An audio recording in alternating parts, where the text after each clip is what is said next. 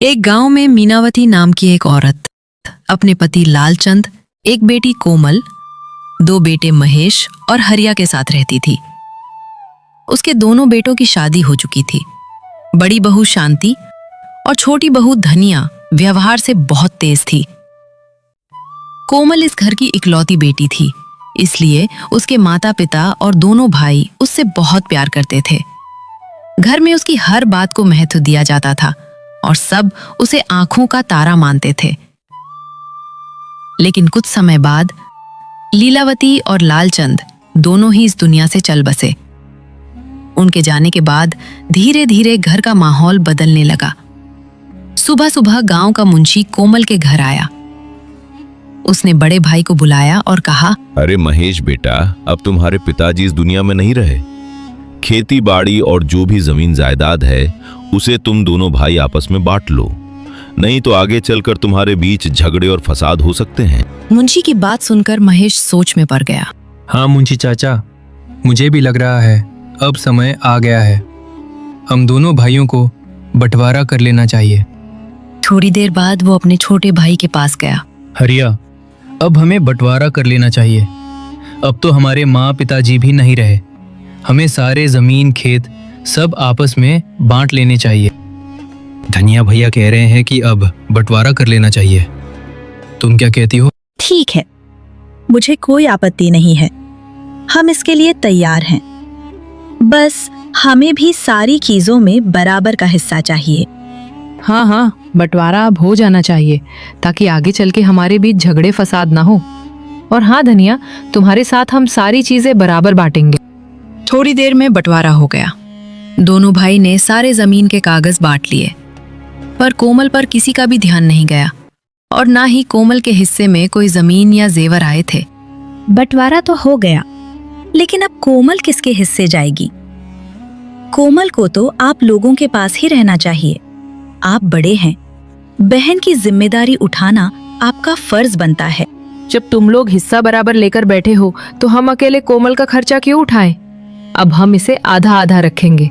एक वक्त का खाना तुम देना, एक वक्त का मैं दूंगी। हाँ ठीक है, दिन का खाना कोमल आपके पास खाएगी और रात का खाना मेरे पास। ऐसे ही हम इसे आधा आधा रख लेते हैं। कोमल सब कुछ चुपचाप सुनती रही। सब तय हो जाने के बाद कोमल चुपचाप अपने कमरे में चली जाती है। कमरे की दीवार पर टंगी अपने माँ पिताजी के फोटो को देखते ही उसकी आंखें भर आती हैं और वो बीते हुए दिनों को याद करने लगती है। कोमल मेरी इकलौती बेटी, इसकी शादी हम बड़ी ही धूमधाम से करेंगे। कोई कमी नहीं छोड़नी है कोमल की शादी में। हाँ बाबूजी, हमारी बहन की शादी में हम पूरे गांव को स्वादिष्ट खाना खिलाएंगे और ढोल नगाड़ों के साथ ऐसी शादी करेंगे कि पूरा गांव याद रखेगा। हम अपनी बहन को सारी खुशियां देंगे, कोई कमी नहीं रखेंगे। माँ पिताजी, आपके जाने के बाद ये सब क्या हो गया? जो भाई पहले मेरी शादी में पूरे गांव को खाना खिलाने की बात करते थे, आज वही मेरे खाने का वक्त बांट रहे हैं। कोई कहता है सुबह यहाँ खाना मिलेगा तो कोई कहता है रात वहाँ। घर का तो माहौल ही बदल गया है। न जाने क्यों सब बदल गए हैं। माँ पिताजी, आप दोनों मुझे छोड़कर क्यों चले गए? उसी दिन रात को बड़ी भाभी शांति और छोटी भाभी धनिया बैठक में बैठी बातें कर रही थी। अरे धनिया, बंटवारा होने से हमारा फायदा हो गया। अब हमें आराम मिलेगा। हम कोमल को मुफ्त का खाना थोड़ी ना खिलाएंगे। अगर खाना चाहिए तो काम भी करना पड़ेगा। हाँ बिल्कुल दीदी, आपने सही कहा। अब हम पूरा दिन आराम करेंगे और अपने सारे काम इससे कराएंगे। चलो, बंटवारे का कुछ फायदा हमें भी हुआ। कम से कम आराम तो मिलेगा अब। अगली सुबह शांति ने कोमल को आवाज दी। कोमल, क्या तुझे सुनाई नहीं देता? बहुत काम चोर हो गई है तू। काम नहीं करेगी तो याद रखना, तुझे खाना नहीं दूंगी मैं। ये सारे बर्तन ले जा, नदी किनारे बैठकर अच्छे से धोकर लेकर आना और जल्दी आना, घर में और भी काम है करने को। अरे कोमल, रुक रुक, मेरे भी सारे कपड़े ले जा और ध्यान रखना, अच्छे से धो कर लाना। मुझे साफ कपड़े पहनना पसंद है और आने के बाद मेरे कमरे में झाड़ू भी लगा देना। तुझे तो पता है ना, मेरी तबीयत ठीक नहीं रहती। दोनों भाभीयों ने मिलकर कपड़ों का बड़ा सा ढेर कोमल के हाथों में दे दिया। कोमल चुपचाप वो ढेर उठाकर नदी की ओर चली गई।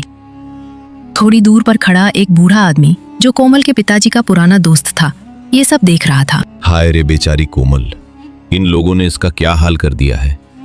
जब इसके माँ पिता जिंदा थे तब इसे राजकुमारी की तरह नाजों से पाला जाता था, और अब इसके भैया भाभी ने तो इसका जीवन बिल्कुल नौकरानी की तरह बना दिया है।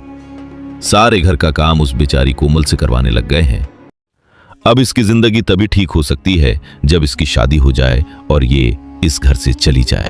वही बूढ़ा उसी समय कोमल के घर गया। उस समय महेश, हरिया, शांति और धनिया सब आंगन में बैठे हुए थे। अरे महेश, हरिया, अब कोमल की शादी की उम्र हो चुकी है, उसे ज्यादा दिन ऐसे रखना ठीक नहीं है। तुम्हारे पिताजी मेरे खास दोस्त थे, इसलिए मेरी राय है कि तुम लोग उसकी शादी किसी अच्छे घर में करा दो। हाँ, आप बात तो सही कह रहे हो। अब कोमल की शादी करवा देनी चाहिए। आखिर कब तक उसे घर में बैठा के रखेंगे? हाँ भैया, अब यही ठीक रहेगा। आखिर बाबूजी भी यही चाहते थे कि कोमल की शादी किसी बड़े घर में करवाए। अगर शादी अच्छे घर में करनी है तो खर्चा भी अच्छा ही आएगा, पैसा भी ठीक ठाक लगाना पड़ेगा। तुम बोलो, क्या तुम खर्च का बराबर हिस्सा देने को तैयार हो? अरे बराबर क्यों, आप बड़े हैं तो खर्चे का ज्यादा हिस्सा आप दीजिए। आप हमारे बड़े भाई हैं, आपकी जिम्मेदारी ज्यादा बनती है। ऐसा क्यों? जब हिस्सा बराबर लिया है तो शादी का खर्चा भी बराबर ही होना चाहिए। मैं अकेला सारा खर्चा नहीं उठाऊंगा। अगर शादी धूमधाम से करनी है तो दोनों को बराबर देना पड़ेगा। मेरा भी परिवार है, मुझे भी अपना भविष्य देखना है। सारे पैसे कोमल पर थोड़ी ना लुटा दूंगा। बूढ़ा आदमी समझ गया कि कोमल की शादी भी अब पैसों की बहस में उलझने वाली है। वो चुपचाप वहां से चल गया। दोनों भाइयों की आपस में बहस चल ही रही थी कि तभी उनकी बीवियां भी बोल पड़ी। अरे आप दोनों आपस में क्यों बहस कर रहे हो? देखो, अगर किसी अमीर घर में शादी करोगे तो खर्चा भी उसी हिसाब से लगेगा। सोना, चांदी, कपड़े और सारा सामान देना पड़ेगा। और अगर किसी गरीब से शादी करोगे तो खर्चा भी बहुत कम हो जाएगा। इसलिए जाओ और अपनी बहन के लिए गरीब लड़का देखो। मेरे पास एक उपाय है। रास्ते में जो पहला गरीब लड़का मिले उसी से कोमल का रिश्ता पक्का करके आ जाना। हाँ धनिया, बिल्कुल सही कह रही है। आपस में पैसों का बहस करने से कोई फायदा नहीं है। इसीलिए जाओ और अपनी बहन की शादी किसी गरीब से तय करके आओ। दोनों भाइयों ने एक दूसरे की तरफ देखा और बिना ज्यादा कुछ सोचे घर से बाहर निकल पड़े। थोड़ी दूर जाने पर उन्हें एक गरीब बूढ़ी औरत दिखी। वो दवा की दुकान के बाहर खड़े होकर बातें कर रही थी। महेश और हरिया वहीं खड़े होकर उसकी बातें सुनने लगे। बहन जी, आपके बेटे की तबीयत कैसी है? क्या अब उसने चलना शुरू किया? नहीं बहन, 2 साल हो गए। मेरे बेटे के साथ जो घटना घटी थी उसके बाद वो बिल्कुल चल फिर नहीं सकता। उसकी शादी की उम्र भी निकलती जा रही है। अब घर चलाना भी मुश्किल हो गया है। अरे हरिया, वो देखो, वो लड़का ना चल सकता है ना कोई काम कर सकता है। इससे हम कोमल से शादी की बात करें क्या? हाँ भैया, और अगर इसी से कोमल की शादी कर देंगे तो खर्चा भी बहुत कम पड़ेगा। हमें ज्यादा पैसा भी नहीं देना होगा।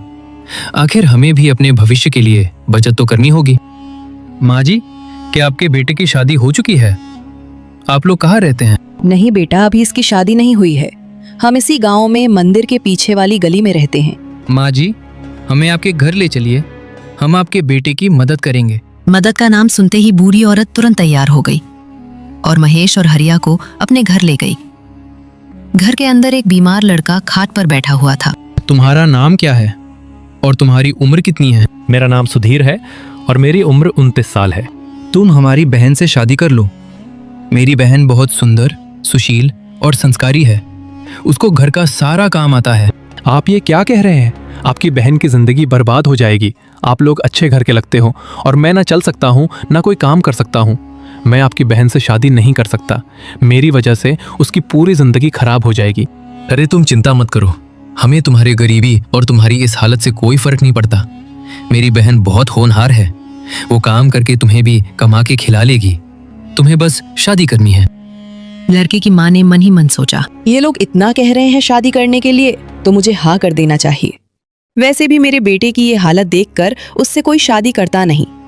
इस लड़की से शादी करके मेरे बेटे जिंदगी भी संवर जाएगी। लगता है इनकी बहन भी गूंगी या बहरी होगी, नहीं तो एक अपाहिज लड़के से अपनी बहन की शादी कौन ही करवाता है। पर मुझे क्या, शादी हो गई तो हमारा ही फायदा है। कम से कम घर तो चल जाएगा उस लड़की की कमाई से। हे भगवान, आज तो तूने सच में मेरी सुन ली। अगर आप लोग इतना कह रहे हैं तो हमें कोई आपत्ति नहीं है। मैं आपकी बहन की शादी अपने बेटे से करवा दूंगी। दोनों भाइयों ने वही रिश्ता पक्का कर लिया और खुश होते हुए घर लौट आए, बिना ये सोचे कि इस फैसले का असर कोमल की जिंदगी पर क्या पड़ेगा।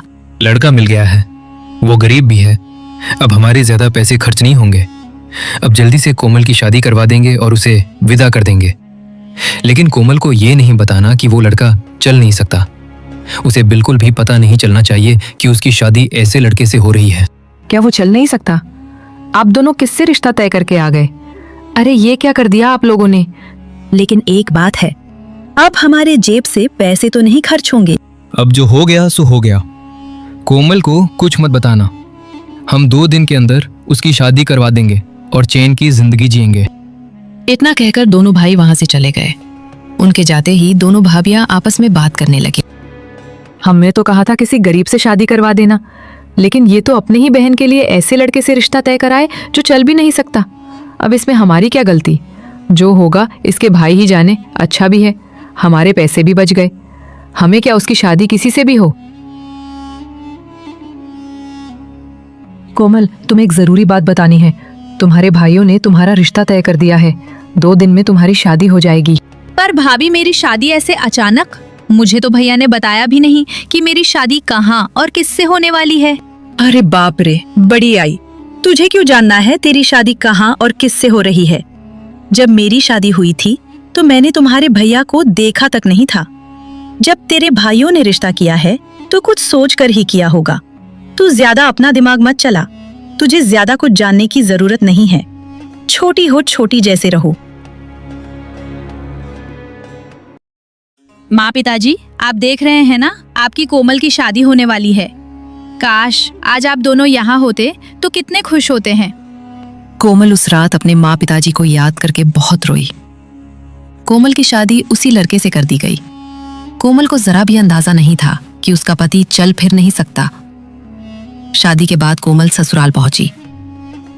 कोमल की नजर अपने पति पर पड़ी और उसी पल उसे सच्चाई पता चल गई कि वो चल नहीं सकता। बेटी, स्वागत है तुम्हारा। अब ये घर तुम्हारा ही है। तुमने मेरे बेटे से शादी करके हमारे ऊपर बहुत बड़ा उपकार किया है। तुम आज से हमारे घर की लक्ष्मी हो। भाभी, आप बहुत अच्छी हैं। आपको पता, हम शादी के मंडप तक बहुत मुश्किल से भैया को ले गए थे। आपने तो सच में हम पर उपकार किया है। कोमल चुपचाप अपने कमरे में चली गई और फूट फूट कर रोने लगी। हे भगवान, ये क्या हो गया मेरे साथ? मेरे भाइयों ने मेरी शादी एक ऐसे इंसान से कर दी जो ना चल सकता है ना कुछ काम कर सकता है, और तो किसी ने भी मुझे बताया तक नहीं। मेरी शादी किससे हो रही है? रोते रोते उसने अपने मायके से लाया सामान खोलना शुरू किया। पहले उसने मिठाई का डिब्बा खोला। उसमें बासी टूटे फूटे मिठाई के टुकड़े थे। एक भी ढंग की मिठाई नहीं थी। फिर उसने कपड़ों का बैग खोला। उसमें उसकी दोनों भाभियों की फटी पुरानी घिसी हुई साड़ियां थी। मैं ये सब अपनी सास और अपने पति को कैसे दिखाऊंगी? वो लोग क्या सोचेंगे कि मेरे भाई भाभी इतने अमीर होकर भी मुझे ये सब देकर भेजे हैं। उसी समय कोमल का पति सुधीर कमरे में आया। कोमल ने अपने मायके का सारा सामान शर्म से चादर से ढक दिया। कोमल, तुम बहुत अच्छी इंसान हो, तभी तुमने मुझसे शादी की। मैं तुम्हें कुछ बताना चाहता हूँ। 2 साल पहले खेत में काम करते वक्त मेरे पैर में कुल्हाड़ी लग गई थी। तभी से मैं चल नहीं सकता, लेकिन मैं पूरी कोशिश करूँगा कि मैं जल्द से जल्द ठीक हो जाऊँ और फिर से पैसे कमाने लगूँ। मैं तुम्हारा और मेरी माँ बहन का पूरा ख्याल रखूँगा। सुधीर की बातें सुन कोमल का दिल पिघल गया। सुधीर जी, मुझे पूरा विश्वास है आप जल्दी ही ठीक हो जाएंगे। आप बिल्कुल भी चिंता मत करिए। कुछ देर बाद कोमल की सास ने कहा, कोमल बेटी, हमारे घर के थोड़ी ही दूर में एक बहुत मान्यता वाला मंदिर है। तुम वहां जाकर भगवान का आशीर्वाद लेकर आओ। तुम्हारी नई नई शादी हुई है, तुम्हें वहां जरूर जाना चाहिए। कहते हैं अगर वहां कोई सच्चे दिल से मन्नत मांगे तो उसकी मन्नत जरूर पूरी होती है। सुधीर की हालत तो तुम देख ही रही हो, इसलिए तुम्हें अकेले ही वहां जाना पड़ेगा। ठीक है माँ जी, मेरा भी मंदिर जाने का बहुत मन था। मैं आज ही मंदिर जाऊंगी। कोमल किसी को अपना दुख नहीं दिखाया, सीधे मंदिर चली गई। मंदिर में जाकर कोमल ने पूजा करी। फिर वो भगवान के सामने फूट फूट कर रो पड़ी। हे भगवान, मैंने कभी किसी के साथ बुरा नहीं किया। मुझे बिना कुछ बताए मेरे भाइयों ने मेरी शादी ऐसे इंसान से कर दी जो चल नहीं सकता। फिर भी मैं उन्हें अपना भाग्य मानकर मान चुकी हूँ, क्योंकि उनकी बातें सुनकर मुझे पता चल गया कि वो बहुत अच्छे और सच्चे इंसान हैं। मेरे भाई भाभी ने मुझे बासी मिठाई और फटे कपड़े देकर भेजा है। मैं किस मुंह से ये सब अपने ससुराल वालों को दिखाऊं? मुझे इन कपड़ों गहनों का कोई लालच नहीं है। बस आप मेरे पति को बिल्कुल ठीक कर दीजिए। कोमल जैसे ही भगवान के सामने अपने सारे दुख बता के जाने लगी, तभी पीछे से एक तेज रोशनी आई, मानो भगवान ने उसकी पुकार सुन ली हो। चलो मैं सबसे पहले साफ सफाई कर देती हूँ। ये बासी मिठाई मैं अपने पति और सास ननद को तो खिला नहीं सकती, इसीलिए मैं इसे फेंक देती हूँ। अगर ये सब किसी ने देख लिया तो मेरे भाई भाभी के बारे में क्या सोचेंगे? जैसे ही कोमल ने सामान पर से चादर हटाई, मिठाई का डिब्बा नोटों की गड्डियों से भरा हुआ था और फटी पुरानी साड़ियां अब सुंदर नए और कीमती कपड़ों में बदल चुकी थी। कोमल ये सब देखकर दंग रह गई। ये मिठाई के डिब्बे में इतने सारे पैसे कहाँ से आए? और वो सब फटी पुरानी साड़ी इतनी नई और सुंदर कैसे हो गई? ये चमत्कार कैसे हो गया? तभी उसकी सास और ननद कमरे में आ गई। अरे वाह भाभी, आपके मायके वालों ने कितने सुंदर सुंदर उपहार दिए हैं। कोमल को समझ आ गया कि भगवान ने उसकी सच्चाई और उसके भरोसे की लाज रख ली है। उसने किसी को कुछ नहीं बताया। सास और पति यही समझते रहे कि उसके मायके वालों ने ही ये सब दिया है। कोमल ने उसी पैसों से अपने पति का इलाज करवाया। कोमल सुधीर का पूरी तरह से ख्याल रखने लगे। उधर कोमल के भैया भाभी ऐश की जिंदगी जी रहे थे। किसी को एक भी बार कोयल की याद तक नहीं आई। और इधर भगवान की कृपा से कोमल का पति धीरे धीरे ठीक होने लगा और एक दिन पूरी तरह स्वस्थ हो गया। कोमल, तुमने मेरे लिए इतना कुछ किया, मैं पूरी जिंदगी तुम्हारा साथ निभाऊंगा। आज तुम्हारे कारण ही मैं अपने पैरों पर खड़ा हूँ। तुमने मेरी जिंदगी बदल दी है। मैं हमेशा तुम्हारा एहसानमंद रहूंगा। बहू, तू सच में लक्ष्मी बनकर हमारे घर आई है। तेरे आने से सब ठीक हो गया। सुधीर, मेरे बेटे, अब समय आ गया है। तेरे बाबूजी का खेत अब तुझे ही संभालना है। जा मेरा बच्चा, खूब तरक्की कर। सुधीर पूरी जी जान लगाकर मेहनत करने लगा और खूब पैसे कमाने लगा। धीरे धीरे उनकी हालत बदलने लगी और देखते ही देखते 6 महीने बीत चुके थे।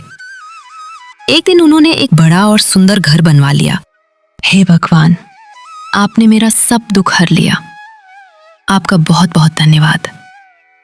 बिटिया कोमल, सच कहूं तो जब तू इस घर में आई थी तब हमारे पास कुछ भी नहीं था, ना पैसा, ना सहारा, ना उम्मीद।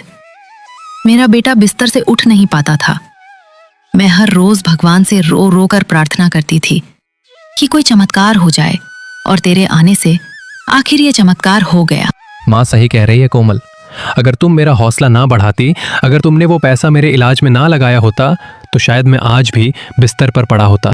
जिस दिन मैंने आपको पति के रूप में स्वीकार किया, उसी दिन ये ठान लिया था कि चाहे हालात जैसे भी हो, आपका साथ कभी नहीं छोड़ूंगी।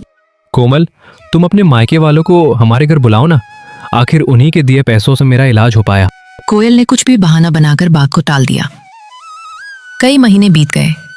एक दिन रात के समय कोमल के मायके में दोनों भाई और दोनों भाभियां बैठकर बात कर रहे थे। हरिया, पता नहीं क्यों इतना पैसा होने के बाद भी दिल में सुकून नहीं है। काफी दिन हो गए, कोमल की शादी को तो महीनों बीत गए, एक बार भी हमने उसका हाल चाल नहीं पूछा। हाँ भैया, सच कहूं तो कभी कभी दिल में अफसोस होता है। पता नहीं कैसी जिंदगी जी रही होगी। हमने तो उसे ऐसे लड़के से ब्याह दिया जो चल फिर भी नहीं सकता था।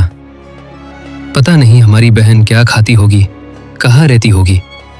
हमने तो सोचा था किसी गरीब घर में जाएगी, लेकिन ऐसा हाल होगा ये नहीं सोचा था। अब मन में डर भी लगता है, कहीं बहुत परेशान तो नहीं होगी। मुझे तो डर लगने लगा है, कहीं हमारे कर्म हम पर भारी ना पड़ जाए। आप सही कह रही हो दीदी। मुझे भी अंदर ही अंदर अजीब सा लगने लगा है। हमने उसके साथ बहुत गलत कर दिया। चलो उसे जाकर देख आते हैं। आखिर कोमल हमारी ननद है और आप लोगों की इकलौती बहन। अगर किसी तरह की तकलीफ में होगी तो पता तो चले। सब ने तय किया कि कोमल के ससुराल जाकर उसे देखेंगे। ससुराल पहुंचने पर जब वे लोग उस जगह आए जहां पहले झोपड़ी थी, तो उनकी आंखें खुली की खुली रह गईं। अरे यहाँ तो पहले छोटी झोपड़ी थी, ये इतना बड़ा घर किसका है? कोमल का ससुराल तो यही था। भाई साहब, यहाँ कुछ महीने पहले हमारी बहन कोमल की शादी हुई थी। उसका घर कहाँ है? अरे भाई साहब, आपको नहीं पता क्या? यही तो आपकी बहन का घर है। कोमल के आने के बाद सब कुछ बदल गया। वो लड़का सुधीर जो चल नहीं पाता था, आज बिल्कुल ठीक है और खूब पैसे कमाने लगा है। ये घर, ये सब कुछ आपकी बहन का है। ये सुनते ही कोमल के भाइयों और भाभियों के चेहरे पर शर्म और हैरानी दोनों थी। वे सब तुरंत ही घर के अंदर चले गए। जैसे ही वे घर के अंदर जाते हैं, कोमल उन्हें देखकर रोने लगती है। भैया भाभी, आप लोग यहाँ इतने दिनों बाद, आपको आपकी बहन की याद कैसे आ गई? मुझे तो लगा आप भूल गए हैं कि आपकी एक सगी बहन भी है। आप सभी को प्रणाम। आइए, अंदर आइए, आपका स्वागत है। प्रणाम भैया जी, भाभी जी, आपका स्वागत है। आपको यहाँ देखकर बहुत खुशी हुई। मैं तो कोमल को कह ही रहा था कि आप सबको घर बुलाएं। भाई और भाभियां घर के अंदर बैठते ही चारों तरफ देखने लगे। उनकी आंखों में हैरानी साफ दिख रही थी। कोमल ने उनकी खूब खातिरदारी की, तरह तरह के पकवान उनके सामने रख दिए। ये सब कैसे हो गया? इतने कम महीनों में इतना बड़ा बदलाव, और ये सुधीर तो बिल्कुल ठीक खड़े हैं। आपकी तो छोटी सी झोपड़ी थी, अचानक ये इतना सुंदर घर कैसे बन गया? ये सब आप लोगों की ही कृपा है। अगर आप लोग मदद ना करते तो शायद मैं आज भी बिस्तर पर होता। हमारी कृपा मतलब ये? आप क्या बोल रहे हैं? हमें कुछ समझ नहीं आ रहा। हाँ बेटा, ये सब आप ही लोगों की देन है। आपने जो पैसे कोमल को देकर भेजा था, उसी से मेरे बेटे का इलाज हुआ। डॉक्टर, दवाइयाँ, इलाज सब उसी पैसों से हुआ। और फिर जब बेटा ठीक हुआ तो इसने मेहनत शुरू की।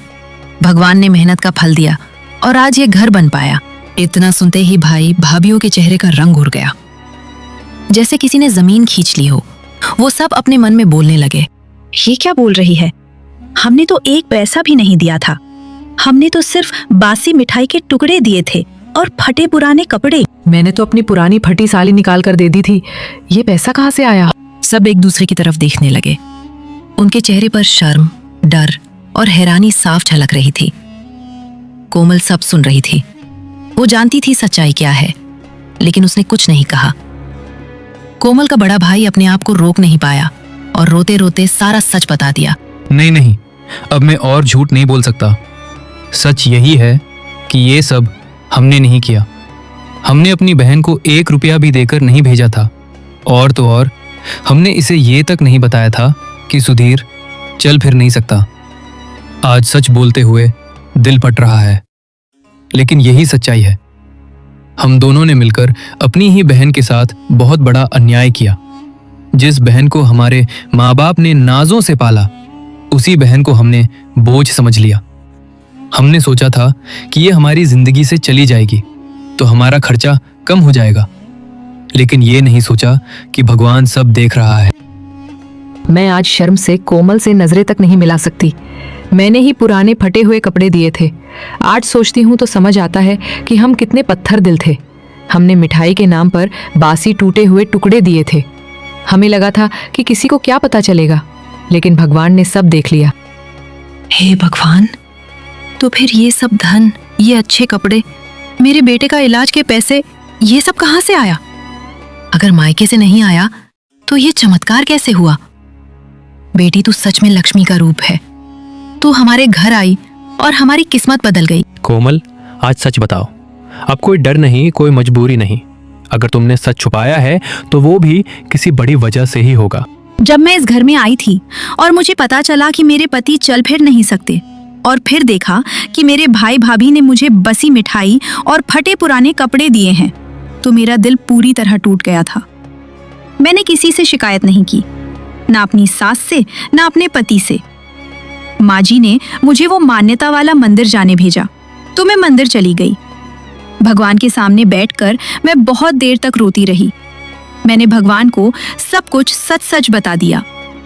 फिर मैं घर लौटी और जब अपने कमरे में सामान खोला तो मेरी आंखें खुली की खुली रह गईं।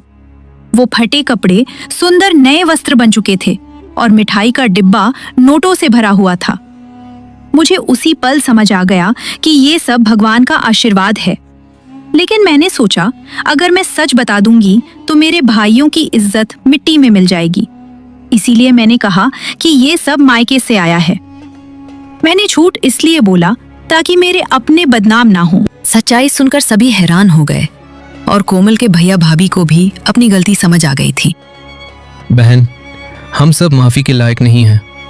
तूने हमारे लिए भगवान का दिया हुआ भी हमारे नाम कर दिया। आज समझ आया कि सच्चा रिश्ता क्या होता है।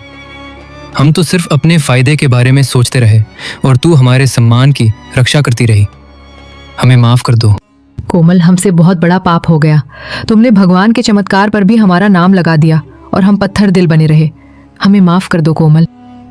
कोमल, तुमसे माफ़ी मांगने की भी हिम्मत नहीं हो रही। हमने तुम्हारे साथ बहुत बुरा किया है बहन। अपने भाई को माफ़ कर देना। भैया भाभी, आप लोगों ने मुझे मेरे माँ बाप के घर से मेरा हक नहीं दिया, लेकिन भगवान ने मुझे मेरे हक से कहीं ज्यादा दे दिया। अब मेरे दिल में कोई शिकायत नहीं, कोई गिला नहीं। बस यही चाहती हूँ कि आप सब सच्चाई समझ लें और आगे किसी भी इंसान के साथ इतना बुरा ना करें। आज मुझे समझ आया कि भगवान अच्छे लोगों के साथ हमेशा अच्छा करता है।